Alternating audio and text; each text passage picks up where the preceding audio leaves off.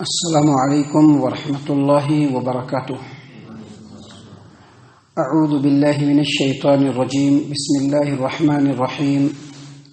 یا ایہا الرسول لا يحزنک الذین یسارعون فی الکفر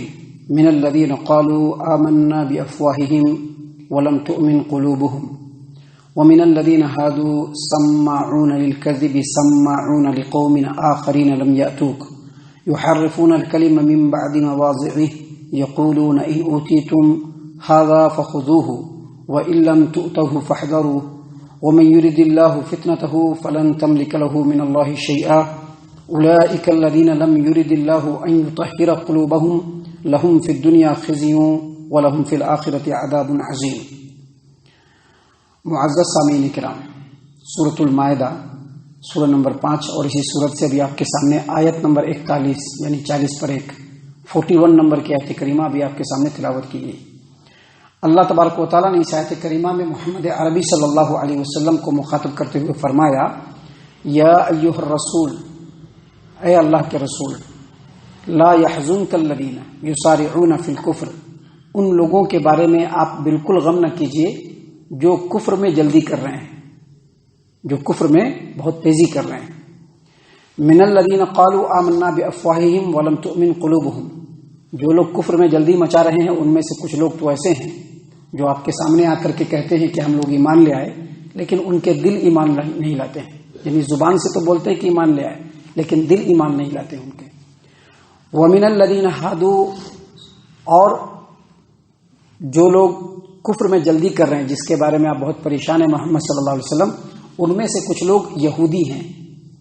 اور ان کا کام کیا ہے؟ سماعون للکذب،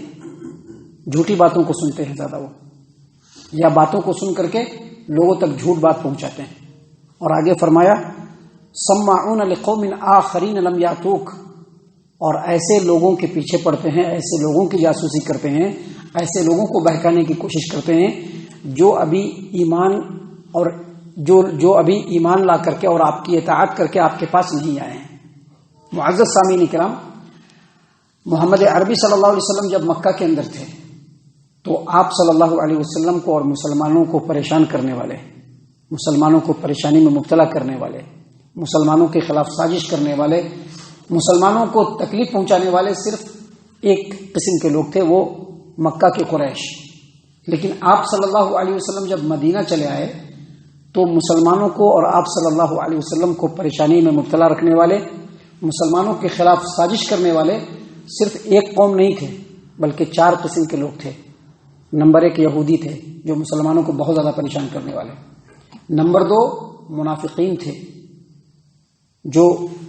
زبان سے تو کہتے تھے کہ ہم ایمان لے آئے لیکن دل سے وہ ایمان نہیں لاتے تھے۔ اور نمبر 3 پورے عرب کے جو مشرکین قبیلے تھے وہ لوگ تھے۔ اور نمبر 4 مکہ کے قریش تھے جو فتح مکہ تک اللہ کے رسول صلی اللہ علیہ وسلم اور مسلمانوں کے خلاف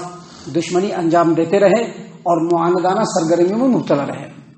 معزز سامعین کرام، لیکن اس آیت کریمہ میں صرف 2 قسم کے لوگوں کا نام لیا گیا ہے، ایک منافقین کا اور دوسرا یہودی لوگوں کا، تیسرا اور چوتھا کسی کا نام نہیں لیا ہے۔ اور یہ جو منافقین تھے اور یہودی لوگ تھے یہ مسلمانوں کے خلاف طرح طرح کے کام کرتے تھے، مسلمانوں کو پریشان کرنے کے لیے، مسلمانوں کے خلاف لوگوں کو ورغلانے کے لیے، مسلمانوں کے خلاف لوگوں کو بہکانے کے لیے طرح طرح کے کام کرتے تھے۔ پہلی بات تو یہ کہ مسلمانوں میں ہی وسوسہ ڈالا کرتے تھے، مختلف قسم کے وسوسے ڈالتے تھے۔ دوسری بات یہ کہ مسلمانوں میں پھوٹ ڈالنے کے لیے مسلمانوں میں فتنہ ڈالنے کی کوشش کرتے تھے۔ تیسری بات یہ کرتے تھے کہ مسلمانوں کے خلاف لوگوں کو ورغلا کر کے لوگوں کو اسلام سے روکتے تھے، اور سماج و معاشرے میں مسلمانوں کے خلاف مسلمانوں کو اور نبی صلی اللہ علیہ وسلم کو بدنام کرنے کے لیے مختلف قسم کی سازش کیا کرتے تھے۔ اور جب جنگ ہوا کرتی تھی تو جنگوں میں مشرکوں کا ساتھ دیتے تھے، یہ منافقین بھی اور یہودی بھی۔ اللہ تبارک و تعالیٰ نے فرمایا کہ محمد صلی اللہ علیہ وسلم آپ کو ایسے لوگوں کے بارے میں غم کرنے کی ضرورت نہیں۔ نبی صلی اللہ علیہ وسلم بہت غمگین ہوتے تھے۔ پہلا غم تو یہ تھا کہ لوگ مسلمان نہیں ہو رہے، مسلمان ہو جانا چاہیے۔ دوسرا غم یہ تھا کہ یہ لوگ مسلمان بھی نہیں ہو رہے ہیں اور جو مسلمان ہوئے ہیں ان کے خلاف بھی یہ سازش کر رہے ہیں، لہذا آپ صلی اللہ علیہ وسلم بہت زیادہ غمگین ہوتے تھے۔ آپ صلی اللہ علیہ وسلم کو اللہ تبارک و تعالیٰ نے کہا کہ محمد صلی اللہ علیہ وسلم آپ ایسے لوگوں کے بارے میں غمگین نہ ہوئیے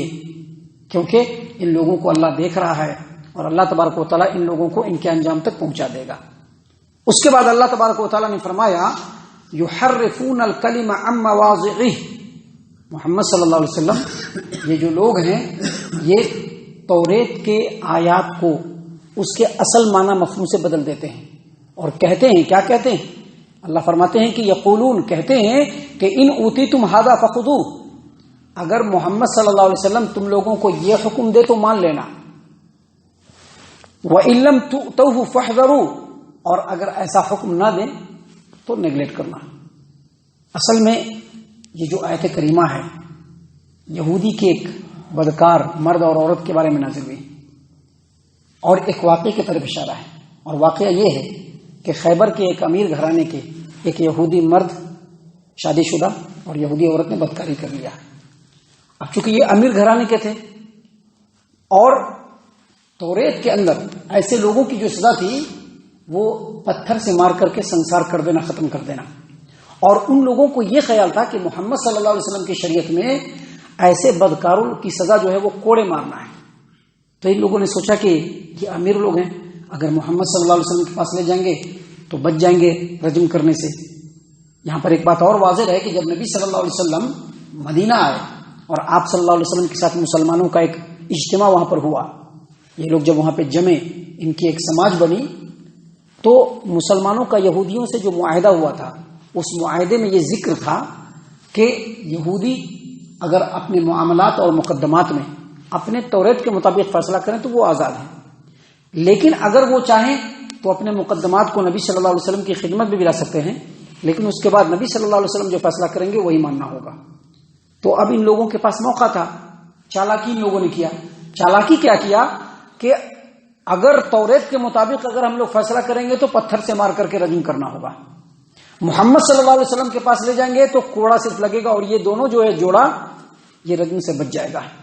صحیح بخاری کتاب الحدود اور صحیح مسلم کتاب الحدود اور موطا امام مالک کی روایت ہے، امام مالک امام نافع سے، اور وہ عبداللہ بن عمر رضی اللہ عنہما سے روایت کرتے ہیں کہ یہودی لوگ نبی صلی اللہ علیہ وسلم کی خدمت میں آئے، آپ صلی اللہ علیہ وسلم کی خدمت میں آ کر کے انہوں نے کہا کہ ہمارے سماج و معاشرے کے ایک مرد اور ایک عورت نے بدکاری کر لیا ہے، زنا کر لیا ہے۔ آپ صلی اللہ علیہ وسلم نے پوچھا کہ توریت کے اندر ان کا کیا حکم ہے، بتلاؤ۔ کہا کہ توریت میں حکم یہ ہے کہ ان کو جو ہے رسوا کیا جائے اور کوڑے مارے جائے۔ عبداللہ بن سلام رضی اللہ عنہ جو پہلے یہودی کے بعد میں مسلمان ہوئے وہ وہیں پر موجود تھے، انہوں نے کہا کہ نبی صلی اللہ علیہ وسلم یہ لوگ جھوٹ بول رہے ہیں، آپ ان کو کہیے کہ توریت لے کر کے آئے۔ جب توریت لایا گیا، توریت کھولا گیا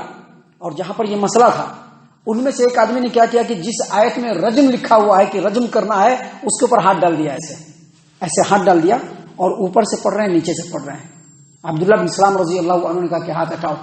ہاتھ ہٹائے تو دیکھا کہ وہاں پر تھا کہ جو یہودی مرد یا یہودی عورت اگر بدکاری کرے اس کو پتھر مار کر کے رجم کر کے اس کو بالکل کمپلیٹ ختم کر دیا جائے۔ نبی صلی اللہ علیہ وسلم نے کہا کہ اس کی یہی سزا ہے۔ اسی بات کی طرف اشارہ تھا۔ اللہ تبارک و تعالیٰ نے فرمایا کہ وہ لوگ کیا کرتے ہیں، توریت کے آیات کا جو اصل معنی مفہوم ہے اس کو ہٹا دیتے ہیں اور دوسری باتوں کو بولتے ہیں، اور یہ بھی فیصلہ کرتے ہیں کہ جب نبی صلی اللہ علیہ وسلم کی خدمت میں آنا ہے اور ان کے سامنے مقدمہ لانا ہے تو اگر وہ ہمارے مطابق فیصلہ دیں گے تو مان لیں گے، لیکن ہمارے مطابق اگر فیصلہ نہیں دیں گے تو نہیں مانیں گے۔ اللہ تبارک و تعالیٰ نے آگے فرمایا اسی آیت کریمہ میں کہ وَمَن يُرِدِ اللَّهُ فِتْنَتَهُ فَلَن تَمْلِكَ لَهُ مِنَ اللَّهِ شَيْئًا، جو آدمی خود فتنے میں مبتلا رہنا چاہتا ہے اللہ تبارک و تعالیٰ ایسے لوگوں کو فتنے میں بھی مبتلا رکھتا ہے۔ وَمَن يُرِدِ اللَّهُ فِتْنَتَهُ فَلَن تَمْلِكَ لَهُ مِنَ اللَّهِ شَيْئًا، اللہ تبارک و تعالیٰ جس کے بارے میں چاہے کہ وہ فتنہ میں مبتلا رہے، اے محمد صلی اللہ علیہ وسلم آپ اس کے لیے کچھ بھی نہیں کر سکتے۔ یہاں پر یاد رکھیے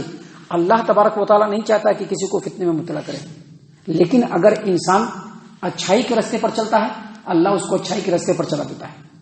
اور اگر انسان اچھائی کے راستے پر نہیں چلنا چاہتا ہے،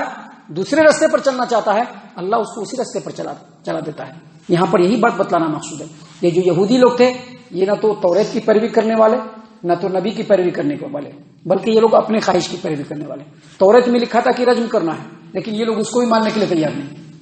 محمد صلی اللہ علیہ وسلم کا جو فیصلہ تھا وہ بھی رجم کرنا تھا، اس کو بھی یہ لوگ ماننے والے نہیں۔ یہ لوگ ماننے والے کیا، اپنی خواہش کو، اور یہی اصل میں فتنہ ہے۔ اور جو آدمی اللہ تبارک و تعالیٰ کے حکم سے بغاوت کرے اللہ تبارک و تعالیٰ کبھی بھی اس کو سیدھا راستہ نہیں دکھلائے گا. اسی لیے اللہ تبارک و تعالیٰ نے فرمایا کہ جس آدمی کو اللہ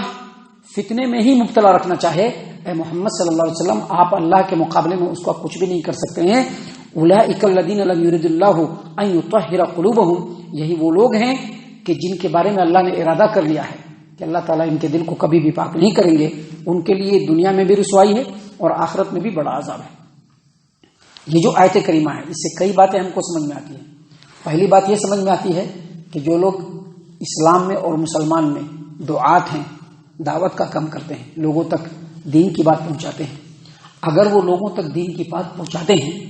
اور لوگ اس بات کو نہیں مانتے ہیں یا اس سے اعراض کرتے ہیں یا اپنے نفس کی خواہش میں پڑے رہتے ہیں، ان لوگوں کو غم کرنے کی ضرورت نہیں ہے. اور اگر سماج و معاشرے کے لوگ ان کے خلاف سازش بھی کرتے ہیں، ان کو پریشان کرنے کی کوشش کرتے ہیں، ان کے خلاف طرح طرح کی پلاننگ کرتے ہیں، ایسے حالت میں بھی داعی لوگوں کو پریشان ہونے کی ضرورت نہیں، کیونکہ اللہ تبارک و تعالیٰ داعی کے ساتھ بھی ہے اور جو ان کے مخالفین ہیں اللہ تبارک و تعالیٰ ان کو بھی دیکھ رہا ہے. یہ بات اللہ تبارک و تعالیٰ نے اس آیت کریمہ کے ذریعے سے ہم لوگوں کو سبق دیا ہے. دوسرا سبق اللہ تبارک و تعالیٰ نے اس آیت کریمہ کے ذریعے سے ہم لوگوں کو یہ دیا ہے کہ ایک مسلمان کو چاہیے کہ وہ اللہ اور اس کے رسول صلی اللہ علیہ وسلم کی پیروی کرے اور اسی طرف اس کا انٹینشن ہونا چاہیے. اگر ایک مسلمان اللہ اور اس کے رسول کی پیروی کو چھوڑ کر کے اپنے نفسانی خواہشات کی طرف جانے کی کوشش کرے گا تو اللہ تبارک و تعالیٰ اس کو اسی طرف موڑ دیں گے. اسی لیے ایک مسلمان کے لیے ضروری ہے کہ وہ ہمیشہ حق کے راستے پر چلنے کی کوشش کرے، سچائی کے راستے پر چلنے کی کوشش کرے، اللہ اور اس کے رسول کی اتباع کرنے کی کوشش کرے. جب وہ یہ کام کرے گا اللہ تبارک و تعالیٰ اس کو آگے بڑھائے گا. اگر وہ غلط راستے کی طرف چلے گا اللہ تبارک و تعالیٰ پھر اس کو اسی طرف موڑ دے گا اور پھر اللہ اس کو پاک نہیں کرے گا. اللہ تعالیٰ سے دعا ہے کہ اللہ تبارک و تعالیٰ ہم تمام کو ان تمام باتوں کے اوپر خوب غور و فکر اور تدبر کرنے کے ساتھ ساتھ ان باتوں کے اوپر عمل کرنے کی بھی توفیق عنایت فرمائے. آمین. اللہ تعالیٰ ہم تمام کو صحیح معنوں میں پکا سچا مومن مسلمان بنائے، اللہ اور اس کے رسول صلی اللہ علیہ وسلم کی اطاعت و فرما برداری کرنے والا بنائے، صحابہ کرام رضی اللہ عنہم کے طریقے پر چلنے والا بنائے، جنت الفردوس میں جگہ عطا فرمائے. اے اللہ ہم تمام کو جہنم سے پناہ دے. اے رب العالمین ہم تمام کو جہنم سے پناہ دے. مالک الملک ہم تمام کو جہنم سے پناہ دے. آمین یا رب العالمین. وما علینا الا البلاغ المبین.